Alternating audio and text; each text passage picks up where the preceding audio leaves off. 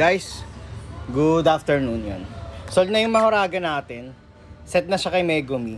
Yan, offeran ng maganda-ganda. So, yun. Thank you bossing, thank you. For shipping na rin siya ngayon. So, isa ka pang offer is si Deku. Yan. Bigyan ko kayo ng reference, no? Kung magkano bentahan ito sa Japan. Sa mga hindi nakakaalam, ito, pakita ko. Yan. Yan ang bentahan niya sa Japan ngayon. So, ito, hindi ko naman siya ina-out ng ganong kalaki, ganong kamahal. Kasi, loose na siya, tsaka wala namang foot support. Pero wag niyo namang baratin ng sobra, ha? So, offer lang kayo, offer lang. Mahal na to sa Japan. Yan, pinakita ko, di ba yung reference? Around dyan yung presyo ng Japan. So, offeran nyo na lang kahit magkano. Ibaba nyo lang dyan, okay na ako. Huwag nyo lang baratin ng sobra talaga. Kasi, hindi naman na siya common na figure kasi mataas na yung value niya. So, yun lang guys, ha? Thank you.